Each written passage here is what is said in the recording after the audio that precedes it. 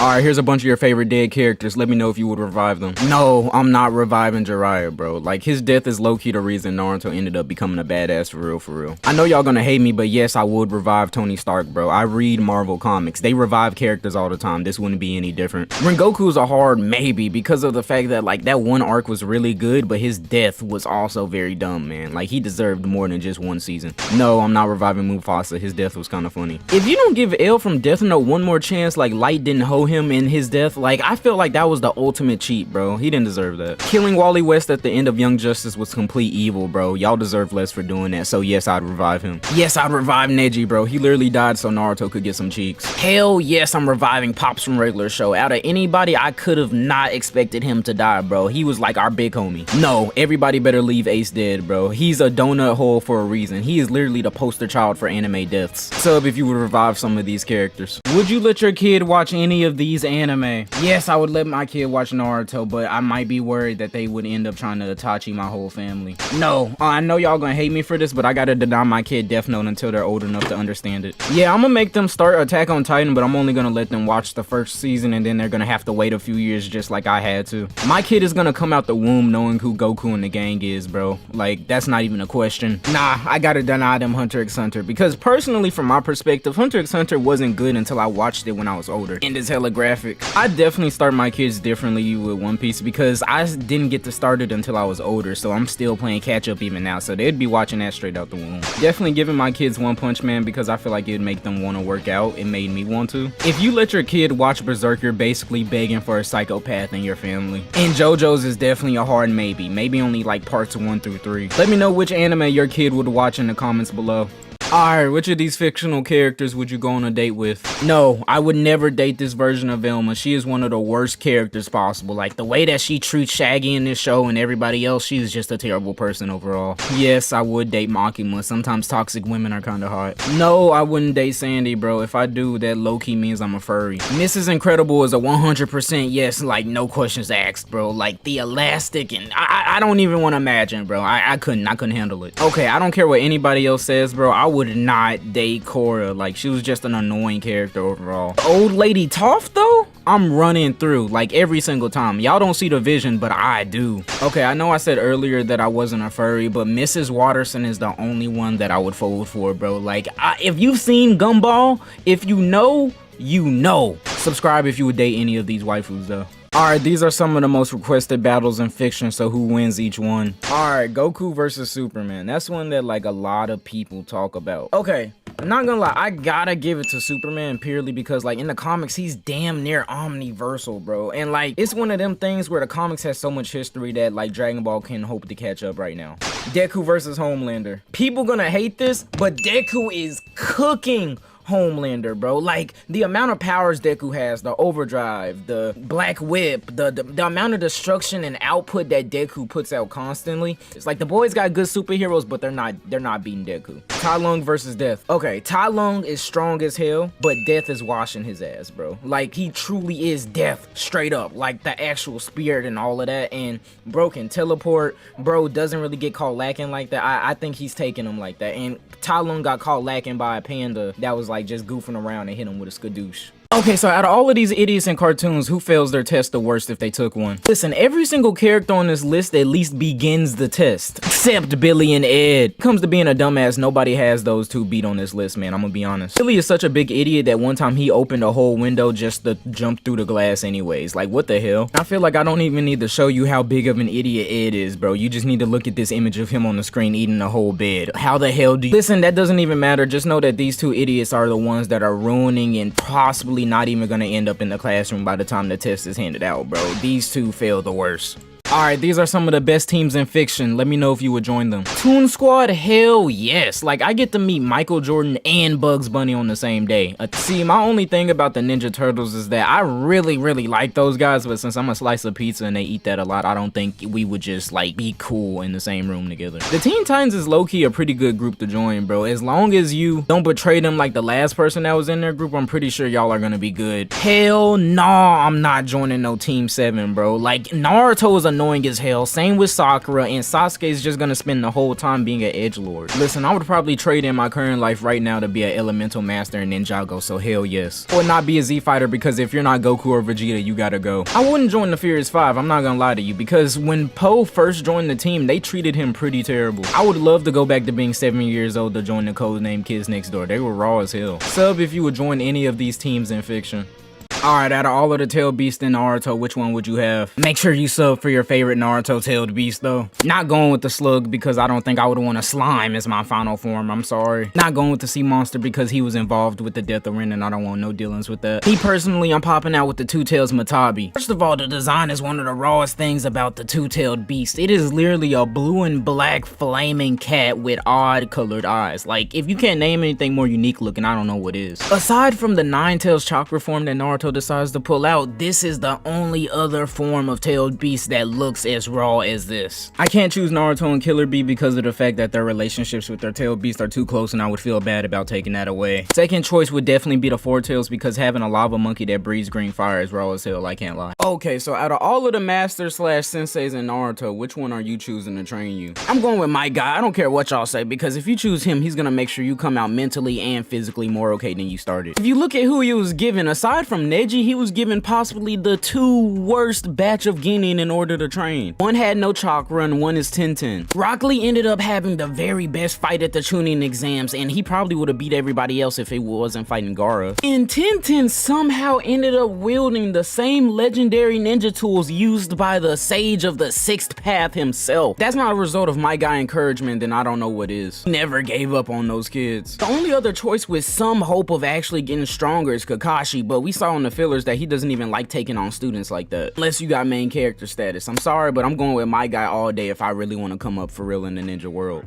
In an all-out cartoon Civil War, who takes the W in this? I'm sorry, but I just gotta take the Cartoon Network side. They got way too many heavy hitters and fighting abilities. Like Nickelodeon has Aang, Danny Phantom, and SpongeBob putting in the most work when it comes to hands. But what happens when they get jumped by the Powerpuff Girls, Ben 10, Steven Universe, all of the Teen Titans, and Codename Kids Next Door? It's a list of straight series that throw hands in comparison to the Nickelodeon side. Like, sure, they have the Fairly Odd Parents and Invader Zim in order to put in a little bit of damage. Then you just got Samurai Jack and Finn from Adventure Time waiting in the cut to take them out, bro. Like, Cartoon Network is way too stacked. I'm sorry, but they win the war. Nickelodeon takes the L in this situation.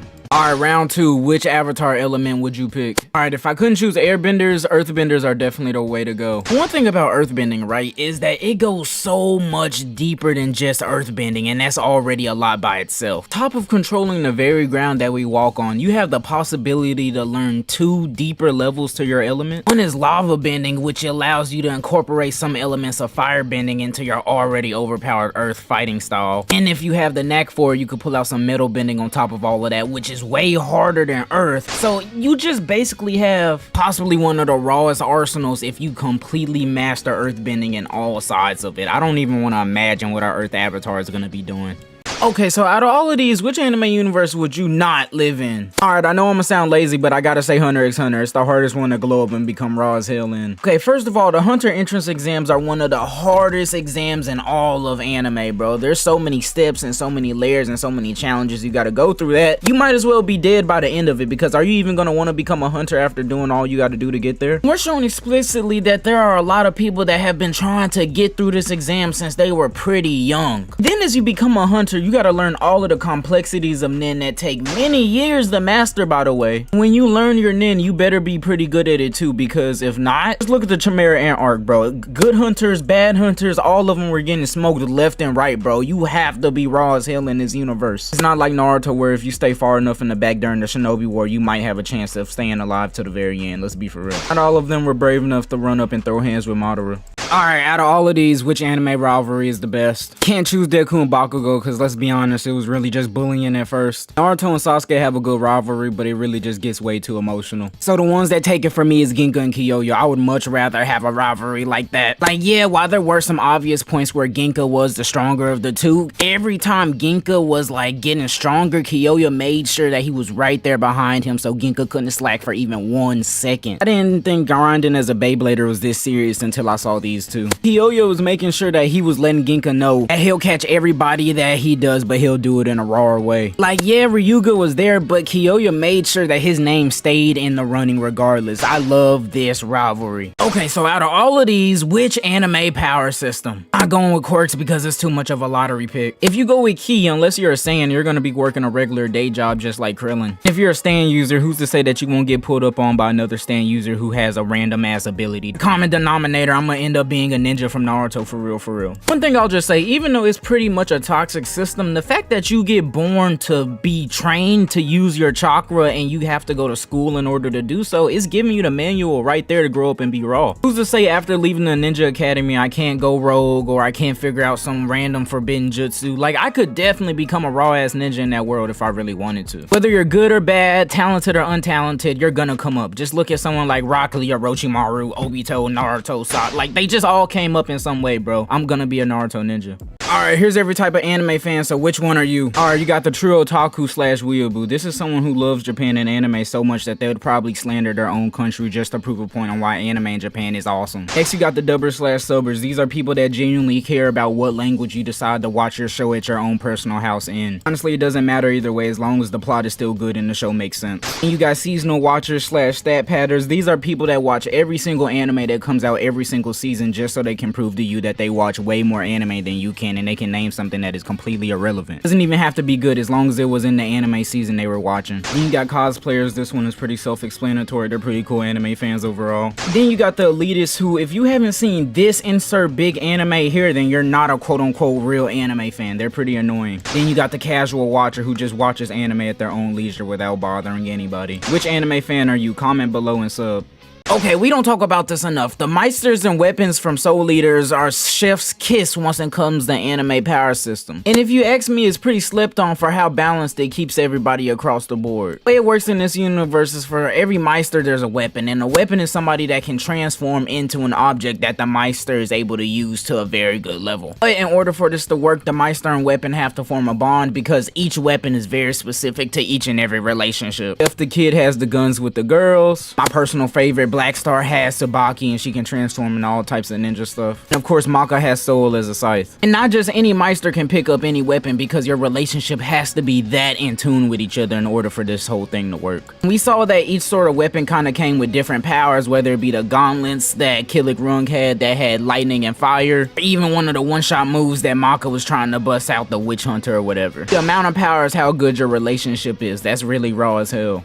Alright, I know we all love Batman, but let's talk about some of his worst moments. Alright, let's get it out of the way. The Barbara Gordon and him on the rooftop scene is enough, bro, to just completely ruin a lot of things about Batman for me. I'm not gonna lie to you. And then the fact that Dick Grayson had to find out afterwards like that, it was just tragic all around, man. I'm gonna be honest. Not gonna lie, him letting Joker live is a big one for me, bro. It's kind of tragic the way it kind of all unfolds. Like, it's one thing for Joker to kill any random civilian, but Joker killed a Robin, his literal adopted yet basically blood son. If you don't spin back for him, then who will you truly spin back for? At the same time, it does make him a pretty cool character to hold on to his own strict morals like that. Last but not least is definitely Red Death Batman, though. He's a terrible person. The literal way that he got his powers was that he pulled up on the Flash, caught him lacking, and chained him to the front of the Batmobile, drove it full speed, and then him and the Flash ended up fusing together and he became an abomination of what it means to be a Flash, bro. Really just salty because the Flash is my favorite superhero family. Red Death is nasty work. These are all of your favorite rappers that are huge fans of anime. One at the top of the list is Meg Thee Stallion. She's done multiple interviews, multiple cosplays, all inspired by anime like My Hero Academia. In her music, she would sometimes leave references to anime such as Naruto. Trippie Redd is the next one. He's one of my personal favorites. He has a whole Soul Eater chain. He has a song called Supercell, and he even announced recently that he was going to be making his very own anime series with the creator of Boondock, so that's pretty raw. Last but not least is XXXTentacion. He was a huge weeb. He had a whole My Anime List account, and he would always do interviews and tweet out about what his favorite anime were, such as Hunter x Hunter, etc. After his death, he had a lot of music videos that were inspired by anime, and his fans loved it so much that they wanted a full XXXTentacion anime to be animated. RPX. Subscribe if you want to know about more rappers that were weeaboos in the comments below. Imagine if you woke up one day and told somebody that Daphne was a drug dealer, Fred hasn't hit puberty, and Shaggy just ends up becoming a beta male with no dog who simps over Velma. And if this is the Velma show, then why is she the worst one in it? Really should have just made a whole entire different show instead of calling it Scooby-Doo, bro. Burn it with fire and never mention it in the same sentence as Scooby-Doo again. In fact, go watch Scoob, because at least that's still a Scooby-Doo story and people hated on it. Velma is much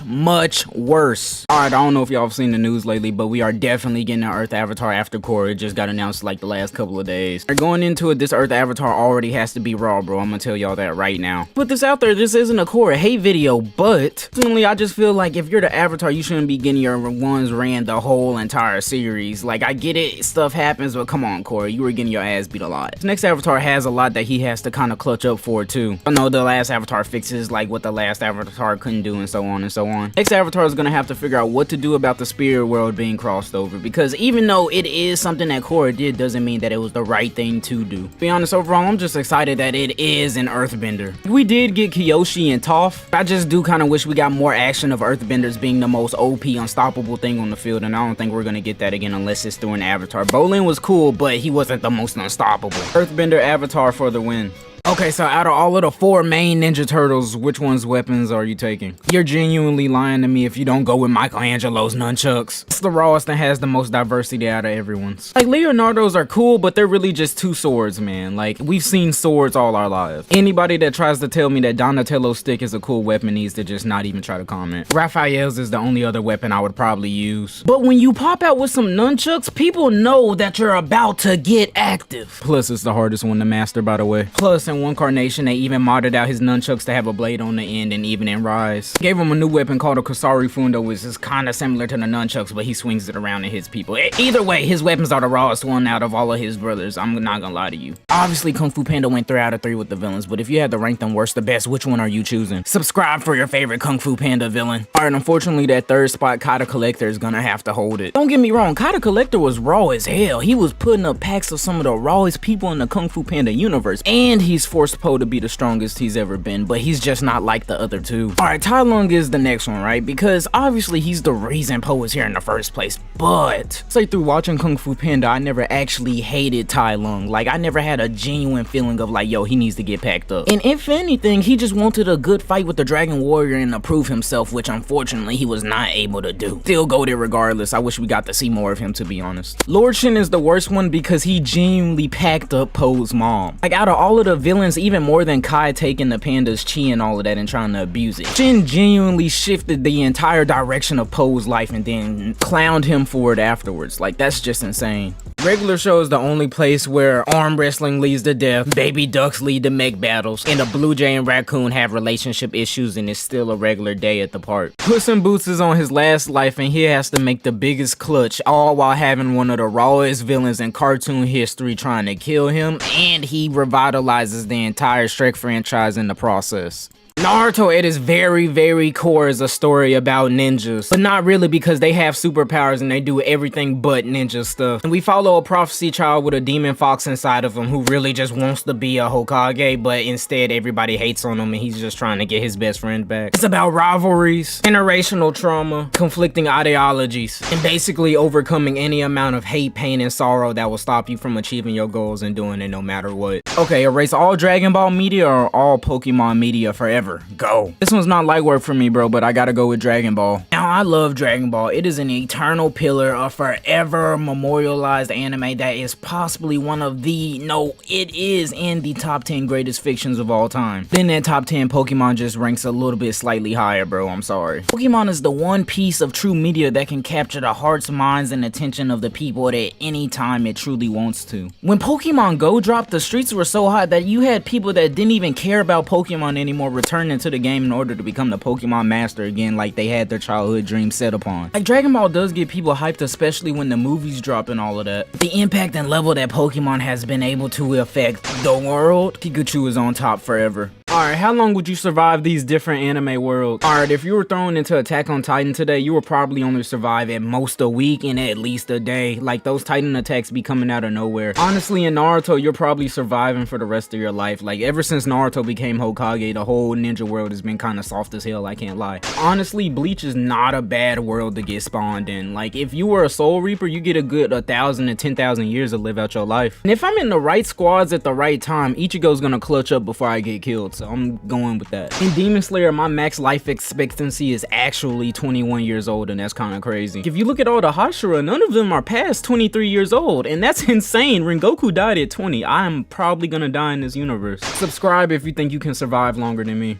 Alright, let's settle this debate right here. 1 billion lions versus every single Pokemon, and there's like 1,000 of them, so like one of each copy. Bro, I don't think we all understand how much 1 billion lions is. Of all 1,000 of those Pokemon, they would have to take out a good amount, each of them, to just maybe stand a chance. And that's not even including all of the baby evolutions of the Pokemon where they might not even be able to take out a lion at all. Like, a significant amount of lions would genuinely be wiped out by the legendaries and by their attacks and all of that, because the Pokemon can do some hella damage, don't get me wrong, but it's still 1,000 versus 1 billion, and it's just not a fair fight at the end of the day, bro. I'm sorry. Alright, keep it 100. Would you erase Beyblade or would you erase Bakugan? Anyone that doesn't say they're erasing Bakugan is a huge dork. I'm sorry. Pure rawness of all things Beyblade is what makes it really raw for me, bro. Like, let's just keep it a buck. You look at both games on paper, would you rather spin a top and have it clash with another metal one, maybe having some sparks come off, or would you rather take a ball and roll it on a card and wait for something to maybe happen? Like, nobody wants to call it out, but Bakugan was the one thing that was only cool when you watched it on the show, bro. When you tried to play it in real life, it got boring as hell. But a Beyblade, after you assembled it and said 3, 2, 1, let it rip, it was hands from there, bro. It was going crazy every single time. I had way more hype paying Beyblade in real life than I ever had with Bakugan. Like, I will admit, the Bakugan show had some cool fights and all of that, but it was just hella misleading when you actually tried to play the game. Beyblade at least let you have somewhat of the experience there, bro. Listen, if you honestly got the choice, would you rather be a Flash or a Green Lantern? Even though the Flash is my favorite pillar in DC, I will say you would probably have a better and much easier time being a Green Lantern in the DC universe. First of all, the whole application and the way you get your powers is very organized. You don't go through a lot of BS, no injuries, none of that. Just the ring landing in front of you at a very random time. Then if you think about it, every Green Lantern power is basically adapted to the user and their ring because each ring is meant for the user. Coming to Flash the first couple of days, if you're not a scientist, you're gonna run through a crap ton of clothes and you're not even gonna know what to do with these powers off rip. Then I will admit, the whole Green Lantern thing does keep you comfortable because, you know, it's a corpse, so you have a whole bunch of like other Green Lanterns that will be around with the exact same amount of power that you have. Versus being a Flash, you're running around by yourself and you can get caught lacking by Reverse Flash at any given time. And let's be honest, the power where you can create anything specifically just from your ring, more than enough to be a great superhero and have a great time while doing it. Green Lantern mode, easy mode for the win. Alright, Avatar Aang versus Deku from My Hero Academia. See, this one really hurts because Avatar Aang is honestly one of the rawest and one of my favorite characters in fiction. But unfortunately, there's nothing he can do. He's getting completely washed in this fight. Deku has Gear Shift, which is some form of time skip, Black Whip, Danger Sense, Smokescreen, Fajin, generations of stacked power from One for All, and Float. And unfortunately, that just overpowers the Avatar state plus the ability to use all 4 elements. Not to mention, Deku damn near has his own avatar state where he's able to use all of his quirks at once now. This is painful, but Deku may genuinely one-shot Aang before he's able to react. Alright, this anime MC struggle tier list has been going around for a minute, so what do y'all think? The ones I agree with the most are definitely Deku, Ichigo, and especially Boruto. Like, come on, bro. He is the son of the 7th Hokage. He's living good. I ain't even gonna lie to you, we should put Obito in that is life worth living category, bro. Like, imagine seeing the girl that you like the most get slumped, and everybody thinks you're dead, and now you can't go back because Madara now has you as the catalyst for the destruction of the great ninja world. I think Killua even struggled is so much of an understatement, bro. Imagine being raised from birth to be like a cold-blooded killer that shows no mercy and it has no fear, bro. Like, that's insane. And the premise in your family that is if you're weak, you're basically gonna end up dying off and they might end up killing you themselves. That's crazy. Only one I can say maybe should be changed is Deku, right? Because only struggle due to him hard focusing that whole hero life thing onto himself, you know what I mean? Bro decided to be a regular person when he found out that he didn't have a quirk. He would have been chilling. Nobody forced you to go to UA with no quirk, bro. Let's be real. The land of Ooh has quite literally everything. Whether it be vampires, demons and demigods, a princess in every single element, and even quite possibly the meaning of life. And we explore it through the eyes of Finn the Human and Jake the Dog in a post-apocalyptic world. You gotta sub if I'm accurate enough.